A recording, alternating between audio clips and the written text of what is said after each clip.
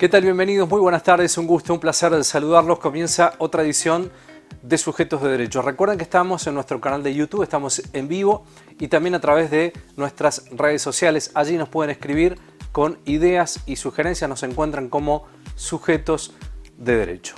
Hoy vamos a estar hablando, algunos de los temas que tenemos planteado tienen que ver con la presunción de inocencia, la definición, el concepto. Habla sobre este tema el abogado Gustavo Dovis.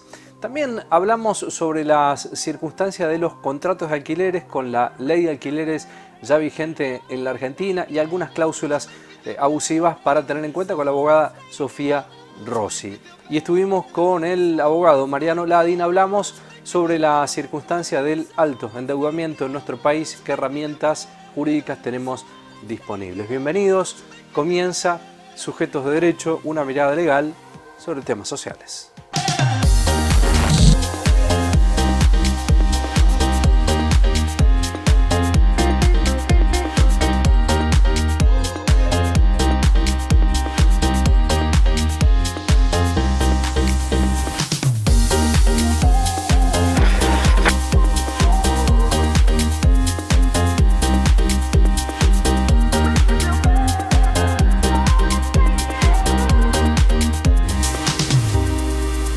El principio de inocencia es un derecho fundamental, ¿no?, que garantiza que toda persona debe ser considerada y tratada como inocente hasta que una sentencia firme y condenatoria demuestre lo contrario. De este tema hablamos con el abogado Gustavo Dovis.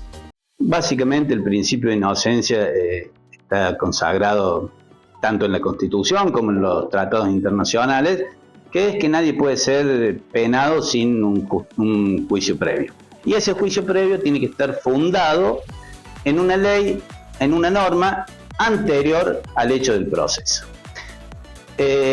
Básicamente, ¿esto qué significa? Que todos somos inocentes hasta tanto se demuestre lo contrario.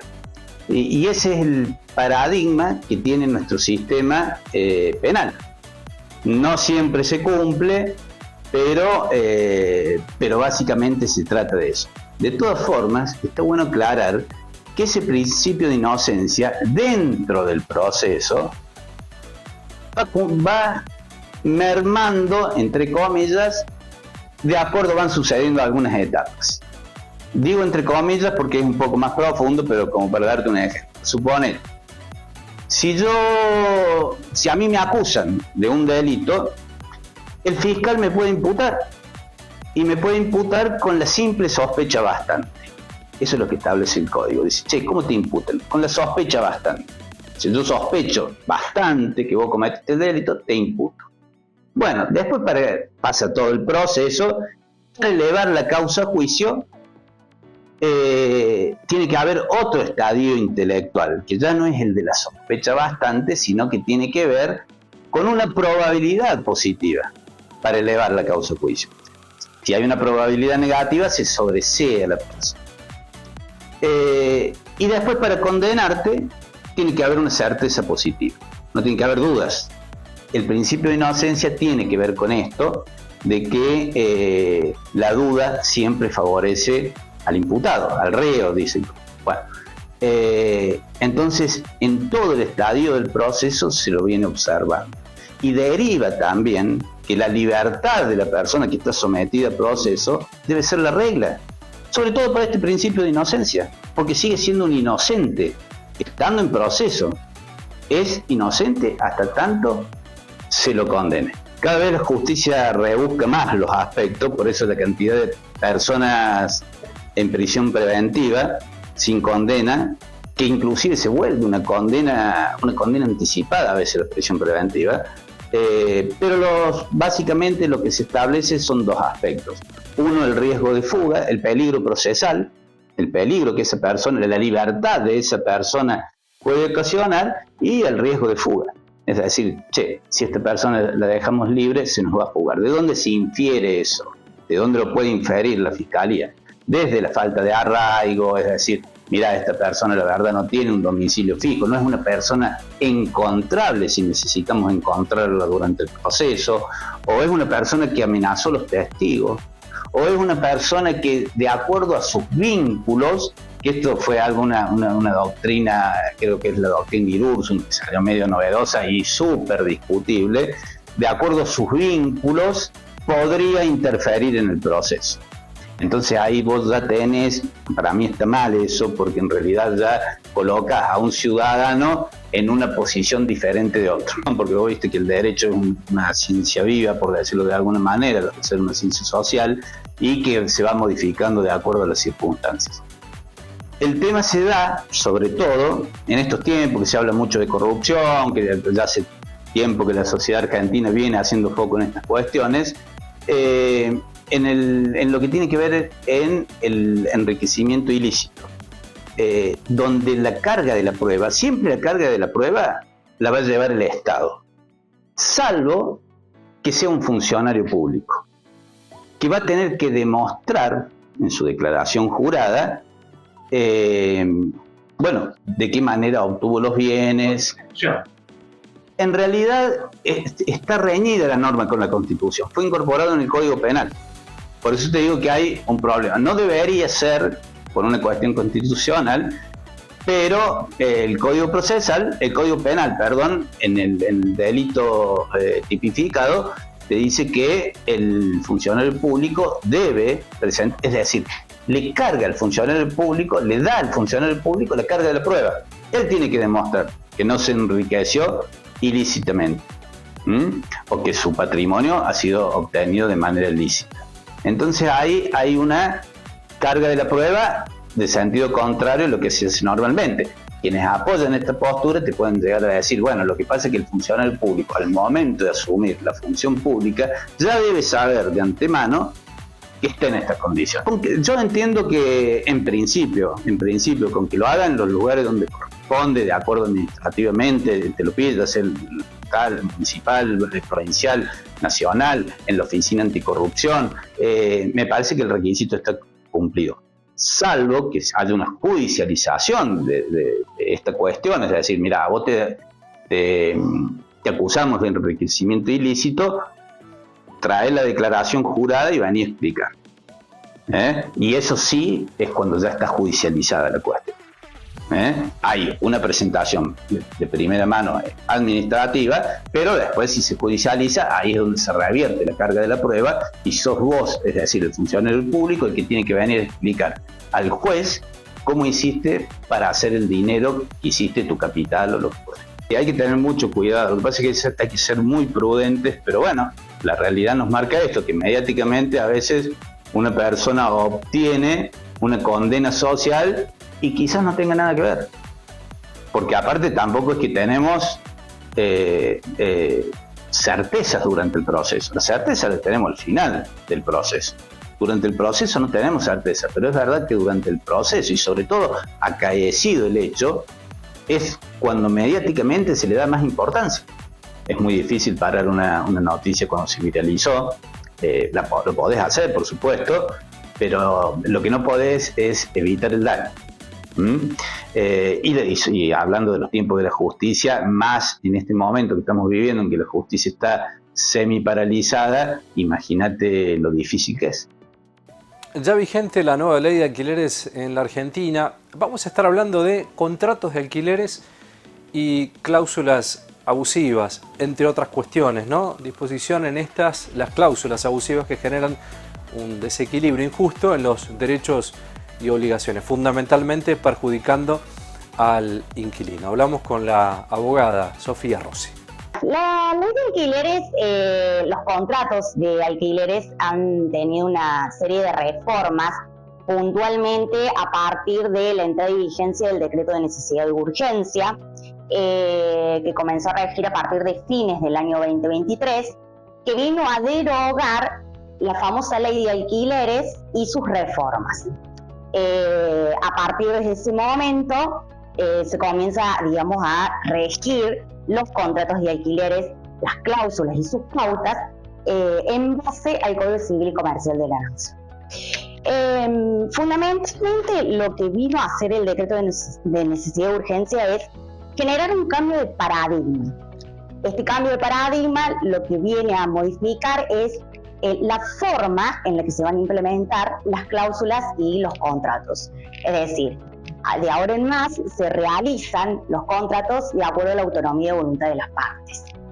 La discusión central, cuando se determinó y se debatía toda esta cuestión, no se centraba únicamente en los alquileres exclusivamente, sino que tenía que ver con la intervención estatal en los negocios jurídicos respecto de los contratos. Es decir, si el Estado, la discusión básica era si el Estado debía intervenir o permitir que las partes libremente acordaran las cláusulas y las pautas de los contratos de alquileres. Claramente, el decreto de necesidad de urgencia se inclina por esta última postura. Por eso mismo, los contratos ahora los redactamos y se establecen en función al Código Civil y Comercial de la Nación. Hay dos cuestiones y hay dos posturas. Una postura muy marcada que viene a generar más desigualdades de las que había respecto a los inquilinos y los propietarios, y hay otras posturas que determinan esta cuestión de que hay más libertad para pactar de acuerdo a las necesidades que tienen dueños y propietarios e inquilinos. Algunas cuestiones vienen como a poner un poco en claro cuál es la realidad, sobre todo con esta cuestión de los índices de actualización, ¿sí? Los plazos, vienen como a mejorar y poner un poco en contexto la realidad y no estar sujeto a lo que establecía la norma anteriormente. Y en otras cuestiones, obviamente, el plano de desigualdad se ve mucho más agravado, sobre todo lo que tiene que ver con el mercado inmobiliario.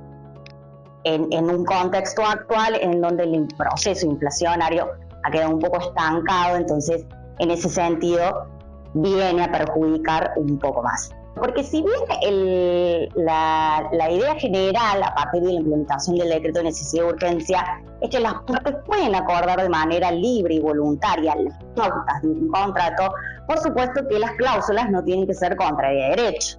Es decir, nada tiene que ver con la libertad de pactarlo a las cláusulas abusivas. Hay un cierto límite, es decir, la norma, el decreto de necesidad de urgencia no suplanta los principios generales a la hora de tener un negocio jurídico, sobre todo lo que tiene que ver con el principio de buena fe y aquellas cláusulas que se establecen de manera abusiva. Sin duda que el ordenamiento jurídico anterior, posterior y el que hoy tenemos en vigencia no viene a infringir las normas generales del Código Civil. Las cuestiones fundamentales de modificación tienen que ver con los plazos, ¿sí? los índices, las cláusulas de depósitos y de fianza, las cláusulas de rescisiones, todas aquellas cuestiones principales de un contrato de alquiler que anteriormente tenían un sistema de plazos máximos, mínimos, cuál era el índice de actualización, y hoy eso queda liberado a cómo lo acuerdan las partes. Bueno, prácticamente sobre todo nosotros lo que vemos mucho en el estudio son estas cuestiones de las cláusulas abusivas, porque si bien no hay plazos máximos, por ejemplo, para un contrato de alquiler, el precio, el plazo de un contrato, cuánto es el depósito, cuánto es la fianza, si no hay un máximo establecido como límite, normalmente los contratos, sobre todo los contratos de alquiler, son de adhesión, y cuando se firman quedan establecidos como en la generalidad se utilizan. Esas cláusulas, por supuesto, que son abusivas, contrarias a derecho, y normalmente cuando nosotros llegamos a la instancia judicial de tener que reclamar alguna cuestión que se le está reclamando sobre todo al inquilino, planteamos, por supuesto, que la nulidad de esas cláusulas.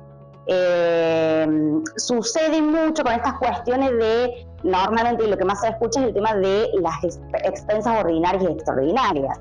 Hay muchos contratos hoy en día que se establecen que el inquilino se hace cargo de absolutamente todos los tipos de expensas y gastos que pueda llevar el inmueble, a ver, cuando es un edificio. Por supuesto que esas cláusulas son abusivas, y cuando en instancia judicial tenemos que realizar algún tipo de reclamo, obviamente lo primero que hacemos es plantear la nulidad de esas cláusulas. Bueno, y hay un tema también que se pone un poco en discusión. Anteriormente, la entrada en vigencia del decreto de necesidad de urgencia se estableció como parámetro índice para la actualización de los contratos el índice del precio del consumidor. El índice que publica normalmente el INDEC y que tiene que ver con los procesos inflacionarios, es decir, la inflación que va surgiendo mes a mes y trimestre a trimestre o semestre a semestre y anualmente también. Básicamente hoy hay libertad para establecer cuál es el índice, cuál es la actualización del canon locativo, que hasta inclusive se puede determinar de acuerdo al índice de la construcción. Esto puntualmente está más inclinado a otro tipo de contratos que tienen que ver con contratos más comerciales. Pero bueno, como así también se puede utilizar el índice del contrato de locación, que es el que publica el Banco Central, que en principio es el que establece un poco más, un parámetro más real y que tiene que ver con los ingresos de los trabajadores y el índice inflacionario. La realidad es que hoy se puede utilizar cualquier tipo de índice, lo pactan las partes. De hecho, hay contratos que también se establecen en cuanto a cuando hay una actualización o se cumple un determinado tiempo para determinar un nuevo canon locativo, las partes normalmente pueden determinar también esto de sentarse y conversar y acordar de nuevo el canon locativo. El hecho es que hay un proceso inflacionario bastante bajo, entonces normalmente no sufre una modificación significativa y sobre todo para el propietario. Hoy normalmente la inflación la tenemos entre un 2, un 2,5 mensual, entonces estamos diciendo que si cada 3 o 4 meses hay un aumento en el alquiler, estamos hablando de un 7%. Para poner un ejemplo y que se entienda, un alquiler que hace 3 meses era de 300.000 pesos, hoy es de 320.000 pesos. Entonces, el propietario es muy significativo el aumento que tiene el alquiler. Pero no nos olvidemos tampoco del inquilino, que en 3 meses no tuvo una variación tampoco en el salario y los ingresos. Entonces, estas cuestiones sí son básicas y fundamentales, han quedado bastante libradas a lo que las partes pueden pagar.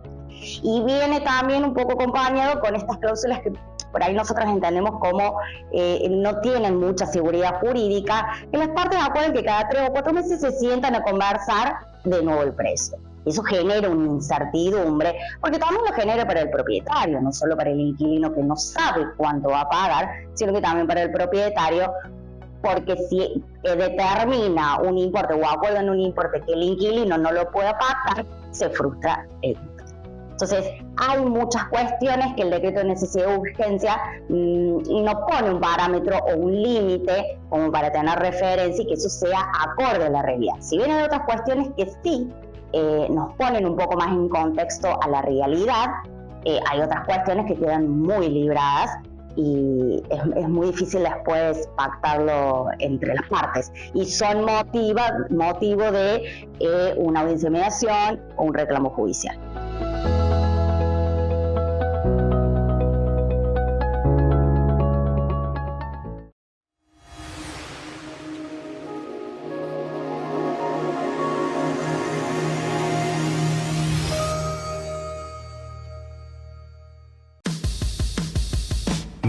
Mirá todo lo que hicimos en Río Cuarto en 2 años. Mirá. Trabajando juntos, hicimos mucho por la ciudad y seguiremos haciendo. Avanza la circunvalación con 6 frentes de trabajo activos en simultáneo sobre las rutas nacionales A005 y 8. Una obra estratégica para la industria, el comercio, el turismo y la producción agropecuaria de toda la región, por donde circulan más de 20.000 autos y 10.000 camiones cada día. También finalizamos la duplicación de calzada en la ruta provincial 30, mejorando el acceso a los barrios cercanos y fortaleciendo la seguridad vial en el corredor turístico más importante del sur provincial. Además, ya está en marcha un plan de pavimentación de 100 cuadras que beneficiará a vecinos de 5 barrios y mejorará su calidad de vida. Córdoba eligió invertir en infraestructura vial porque es la base del desarrollo productivo y del progreso. Acá el tránsito es bravo, la circunvalación es una gran solución. Con la mirada puesta en el crecimiento, en Río Cuarto, hacemos. Gobierno de la provincia de Córdoba. Hacer para crecer. En Veterinaria Mendieta nos ocupamos de tu mascota y le damos toda la atención que necesita. Clínica, accesorios, peluquería, alimentos balanceados, ecografías. Veterinaria Mendieta, el mejor premio para tu mascota. Gobernador Guzmán, 1434, Río Cuarto. Mirá todo lo que hicimos en Río Cuarto en 2 años.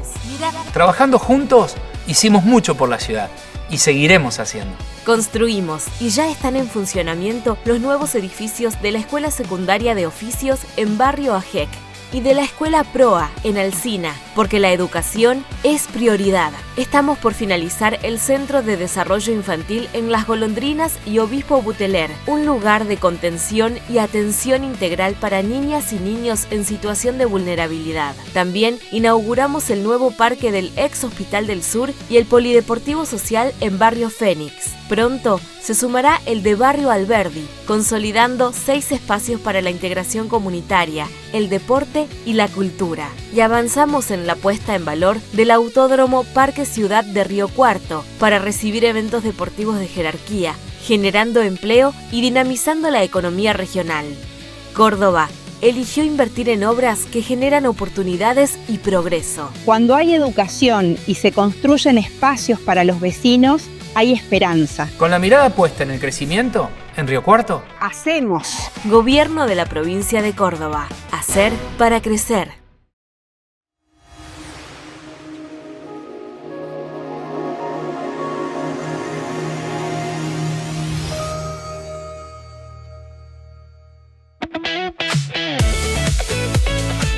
En un contexto económico con familias endeudadas, un alto crédito y la imposibilidad de pagar de muchas familias, hay herramientas legales para tener en cuenta ante las intimaciones, entre otras cuestiones. Hablamos sobre este tema con el abogado, el doctor Mariano Lavi.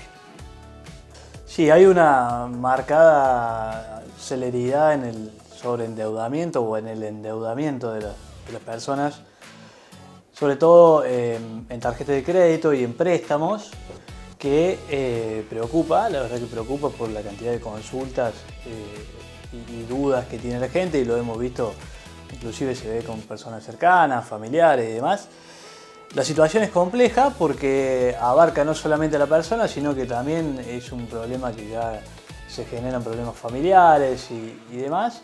Y un poco las herramientas que tenemos a disposición todos los usuarios del sistema financiero son, como primera medida, comenzar por interpretar la realidad económica del país, que con una inflación a la baja o medianamente estable en el último tiempo, veníamos acostumbrados con un sistema inflacionario, con un país generando inflación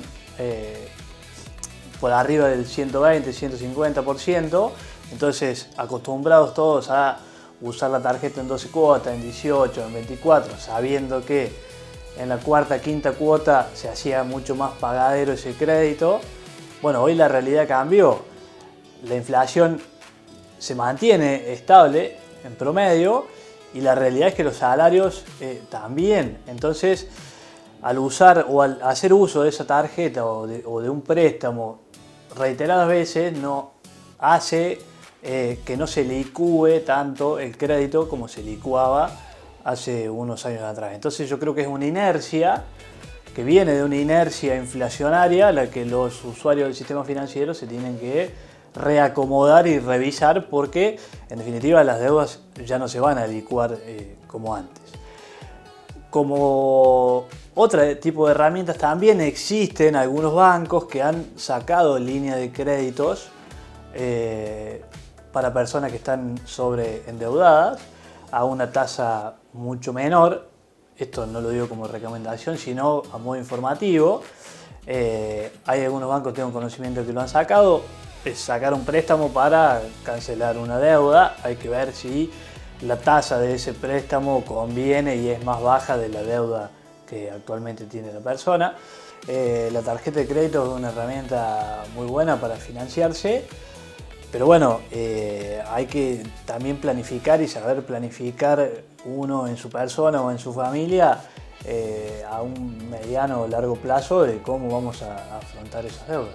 Como primera medida se puede intentar siempre la vía prejudicial o la vía administrativa a través de defensa del consumidor y tratar de reacomodar esas deudas solicitando planes de pago, por supuesto con alguna quita de intereses, con alguna quita de capital, con un plan de pago más largo. Se puede tramitar en defensa del consumidor ese tipo de pedidos, de hecho se ha hecho. Hay algunas compañías que lo brindan, otros que son un poco más duras para brindar algún tipo de refinanciación.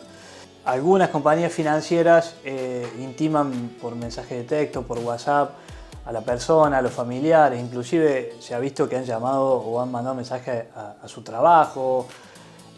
Esto sí hay que tener en cuenta que ninguna orden judicial se va a canalizar a través de WhatsApp. No hay ningún embargo que se pueda hacer a través de WhatsApp sin una intervención previa de un juez. O sea que tiene que haber sí o sí para trabar un embargo una intervención y una orden de un juez.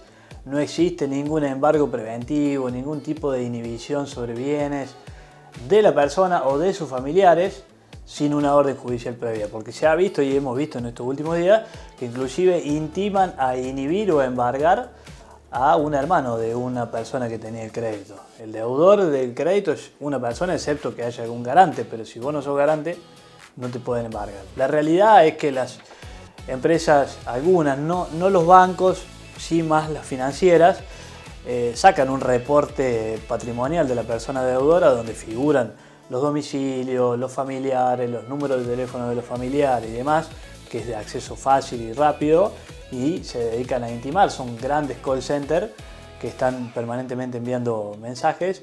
Digo, no hay que tenerle miedo a eso, pero sí asesorarse cuando llega un mensaje de ese tipo o una llamada de ese tipo para saber por dónde canalizar el reclamo o la consulta. Y también se ha visto que en virtud del endeudamiento que se genera hay algún aprovechamiento de tipo delictivo de las estafas, porque, a ver, haciendo un análisis rápido, por ejemplo, uno entrando con el quit, que es una identificación de la persona, a la central deudora del Banco Central, podemos ver en qué bancos opera y cuál es su situación financiera. Si la situación financiera es mala, que es un dato público que podemos acceder todos, entonces desde ahí se generan intentos de estafa por personas que obviamente están al margen de la ley. Ningún banco, ninguna financiera seria, ningún banco, desde ya eso seguro, te va a llamar por teléfono, te va a mandar un mensaje para que pagues a través de una transferencia. No. Siempre los canales son los oficiales, o home banking, o si es una financiera en la ciudad, personalmente, eso es lo más seguro para evitar cualquier intento de estafa. Llegamos al final de nuestro programa. Recuerden, estamos en nuestro canal de YouTube como Sujetos de Derechos. También estamos en redes sociales. Nos escriben con ideas y sugerencias. Nos vamos a estar reencontrando el próximo fin de semana para hacer Sujetos de Derecho, una mirada legal sobre temas sociales. Que tengan un lindo fin de semana.